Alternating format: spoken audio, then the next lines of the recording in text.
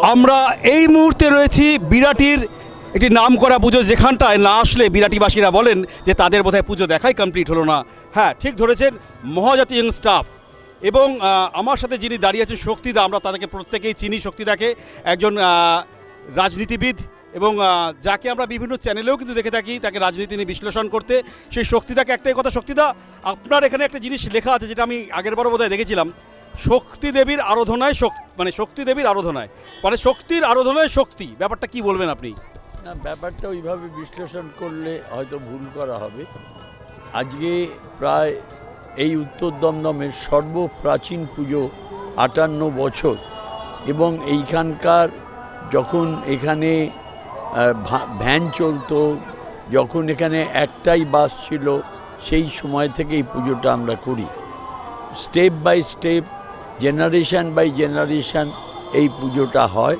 যেহেতু আমি একটা রাজনীতির দলের সঙ্গে যুক্ত এবং আমি প্রতিদ্বন্দ্বিতা করেছি, তাই মানুষ এটাকে বিশ্লেষণ করে।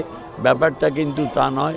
আমাদের এইবার যেমন 1 পয়সা আমরা কোনো ব্লক থেকে চাঁদা নিইনি।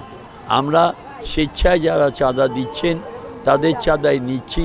সারা পৃথিবীতে যখনই এক সংকটময় মুহূর্ত, লক্ষ লক্ষ মানুষ মারা যাচ্ছেন, আতিমারি এবং কোভিড-17 অলরেডি আমাদের ভারতবর্ষে 1 লক্ষ লোক মারা গেছে।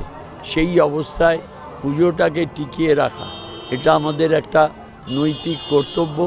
আমাদের যারা জুনিয়র তারা খুব ভালো ভালো চাকরি করতেন, তারা প্রত্যেকে অ্যাভারেজ 35 থেকে 40 হাজার টাকা মাইনে পেতেন। তারা তাদের সেই মাইনের থেকে আমাদেরকে 15-20 হাজার টাকা প্রত্যেক বছর দিয়েছেন। দুর্ভাগ্যজনকভাবে যেহেতু প্রাইভেটাইজেশন সারা পৃথিবীতে গ্রাস করছে, এবার তাদের অনেকের চাকরি চলে গেছে, তবু আমরা পুজোটা ছাড়তে পারিনি। এবং এই পুজো যদি না করতাম তাহলে হয়তো আমাদের অস্তিত্বই বিলুপ্ত হতো। শক্তিদা, এই পুজোটা কি শুধুমাত্র পুজোই নাকি একটা রাজনৈতিক প্ল্যাটফর্মও বটে আপনার জন্য? না না, এই পুজোটা সামাজিকভাবেই পুজো, এবং এই পুজোটা কোনো রাজনৈতিকভাবে পুজো নয়। কারণ এখানে জেনারেলি হ্যাঁ জাতীয়তাবাদী লোক বেশি, কিন্তু তাছাড়াও বহু লোক এখানে আছেন যারা কোনো রাজনীতি করেন না বা ভিন্ন রাজনৈতিক দলের তারা সদস্য। তবুও আমরা এই পুজোটাকে মহাজাতি নগরের সমস্ত মানুষের পুজো বলে আমরা গণ্য করি। খুব ভালো লাগলো, একটা দারুণ উদ্যোগ নিয়েছেন, যেটা হচ্ছে যে কারো থেকে আপনারা কোনো চাঁদা নেননি না, এবং এটা উদ্যোগ সত্যি, যা প্যান্ডেমিক সিচুয়েশন চলছে, উদ্যোগটা নেওয়া বোধহয় ভালো। তো শক্তিদা এতটা কনফিডেন্ট পেলেন কি করে যে হ্যাঁ পুজোটা আমি এইভাবে করে করতে পারবো? দেখুন, আমরা যখন এখানে আমাদের মিটিং করি, সবাইকে ডেকে মিটিং করি।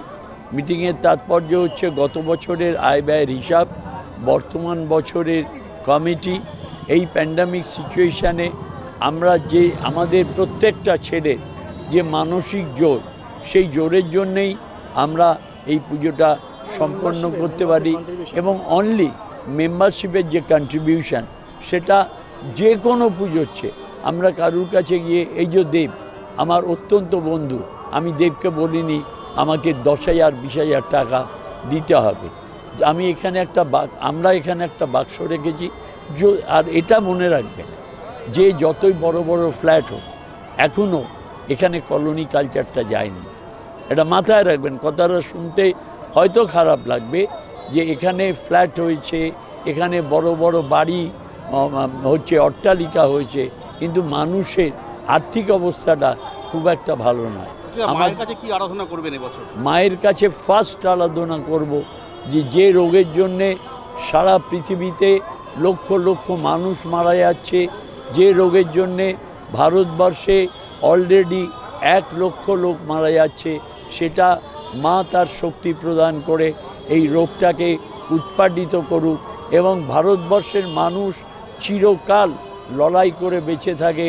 কখনো প্লেগ, কখনো কলেরা, কখনো টিউবারক্লোসিস, কখনো ম্যালিগন্যান্সি, আমরা চিরকাল লড়াই করে বেঁচে আছি।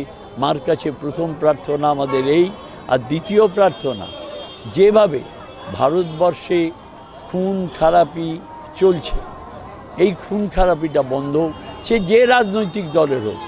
মা একটা সন্তানকে যখন হারায় সেই কান্নাটা, তার মধ্যে কোনো পার্থক্য থাকে না, সে কংগ্রেস না সিপিএম না সে বিজেপি না সে তৃণমূল কংগ্রেস। এই দুটো প্রার্থনা আমার। আর তৃতীয় প্রার্থনা, সুখে থাকুন, শান্তিতে থাকুন। হয়তো এইটা মাথায় রাখবেন যে সুখের চেয়ে শান্তি অনেক ভালো, তাতে ডাল ভাত খেয়ে বেঁচে থাকুন, এই আমাদের প্রার্থনা। ধন্যবাদ। সত্যি খুব ভালো লাগলো শক্তিদা যেভাবে করে বোঝালেন। এই বোঝানোটাই হচ্ছে আসল, যে পরিবেশকে কিভাবে রক্ষা করা যায়। এবং আরেকটা জিনিস আমি মেসেজটা একটু দেবো একটু প্রত্যেকে। দেখুন খুব সুন্দরভাবে যেভাবে কিন্তু হাইকোর্ট নির্দেশ দিয়েছিল দুর্গাপুজোর সময় এবং প্রত্যেকটা পুজোতে, যে সোশ্যাল ডিস্টেন্সিং যেটাকে বারবার করে বলছি কথা অনুযায়ী সেটাকে মেনে চলতে হবে। এবং দেখছি কিন্তু ওখানে একটা দেখো, যদি আমি ক্যামেরা পার্সনকে একটু বলবো একটু আসতে একটু দেখো, এখানে দেখতে পাচ্ছি কিন্তু একেবারে মণ্ডপের ভেতরে কিন্তু কেউ প্রবেশ করতে পারছে না। তার কারণ একটা ফিতে দেওয়া আছে, যারা রয়েছেন তারা বাইরে রয়েছেন, কারণ বছরে যেহেতু একবার পুজো তারা তো আসবেনই। খুব ভালো লাগছে এটা ভেবে যে তারা কিন্তু একদম নির্দেশ পালন করছে এবং স্যানিটাইজার দেওয়া আছে। আর যারা উপরে আমাকে দেখছেন ক্ষমা চেয়ে নিচ্ছি, আমি মাস্কটা খুলেছি, তার কারণ বুঝতেই পারছেন মাস্ক না খুলে কথা বলতে পারবো না। এটা আমার পেশাগত ব্যাপার, পেশাগত যে কাজটা আমি করছি সেটাতে মাস্ক পরে সত্যি কথা বলা যায় না, তাই প্রথমেই ক্ষমা চেয়ে নিচ্ছি। এবং তার সাথে সাথে এটাও বলছি যে যারা পুজো করছেন তারা কিন্তু শুধু পুজো করছেন না, পুজোর মধ্যে কিন্তু তারা সমাজকে বার্তা দিচ্ছেন যে আসুন আমরা প্রত্যেকে মিলে কাঁধে কাঁধ লাগিয়ে পৃথিবীকে সুন্দর করে গড়ে তুলি, তাহলেই কিন্তু বিদায় হবে করোনার মতন এরকম ভয়ঙ্কর ভাইরাস। দেব টিভি ক্যামেরায়।